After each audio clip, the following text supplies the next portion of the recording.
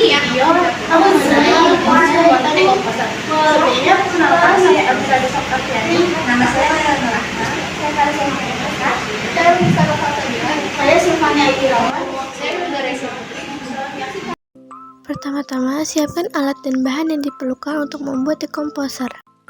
Kedua, pakailah sarung tangan sebelum memulai praktek pembuatan dekomposer. Ketiga, siapkan galon bekas, lalu potonglah bagian atas tutup galon dengan menggunakan cutter dan usahakan tidak sampai putus agar dapat ditutup kembali. Keempat, buatlah lubang di tepi ataupun bagian bawah galon bekas tersebut dengan menggunakan cutter sebagai sirkulasi udara. Kelima, lalu tuangkan tanah hingga kurang lebih 5 cm ke dalam galon bekas. Keenam, siapkan dan kumpulkanlah sampah atau limbah dapur rumah tangga di sebuah wadah. Ketujuh, setelah sudah terkumpul, guntinglah sampah dapur rumah tangga yang berukuran besar sehingga menjadi potongan-potongan kecil dan kumpulkan di sebuah wadah.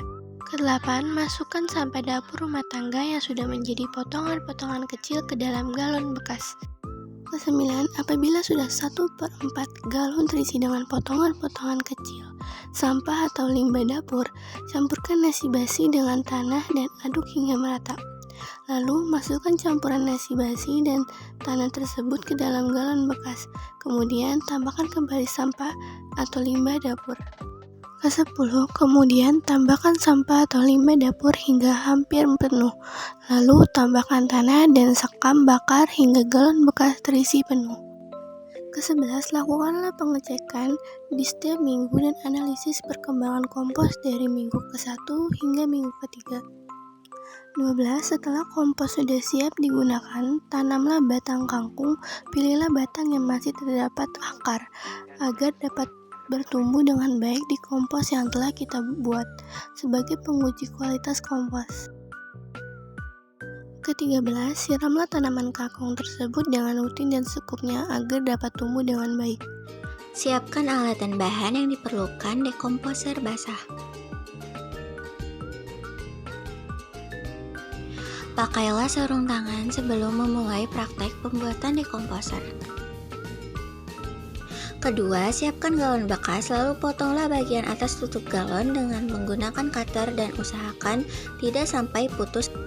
Ketiga, buatlah lubang di tepi ataupun bagian bawah galon bekas sebagai sirkulasi udara. Keempat, setelah itu leburkan tape singkong hingga hancur di sebuah plastik. Kelima, kemudian irislah 1/4 gula merah, kemudian rebus irisan gula merah tersebut agar menjadi larutan gula merah.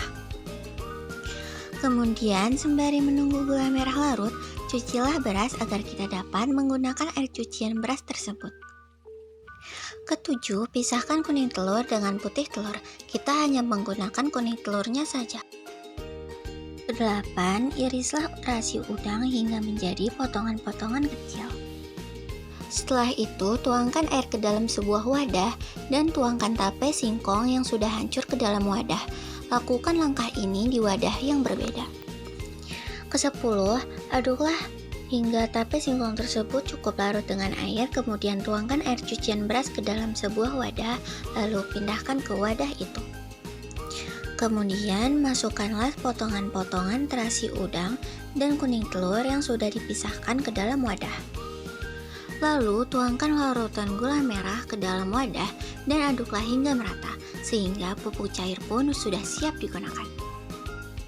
Setelah itu, masukkan sampah atau limbah dapur ke dalam pupuk cair tersebut.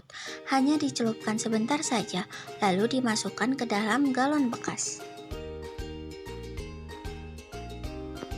Kemudian, campurkan tanah dan sekam bakar, lalu masukkan ke dalam galon bekas dan diratakan.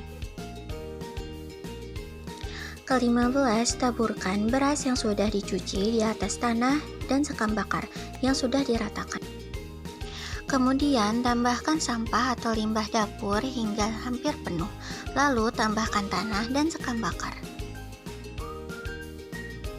Lakukanlah pengecekan di setiap minggu dan analisis perkembangan kompos dari minggu ke-1 hingga minggu ke-3. Setelah kompos sudah siap digunakan, tanamlah batang kangkung. Pilihlah batang yang masih terdapat akar agar dapat bertumbuh dengan baik. Terakhir, siramlah tanaman kangkung tersebut dengan rutin dan secukupnya agar dapat tumbuh dengan baik. Audio Jungle.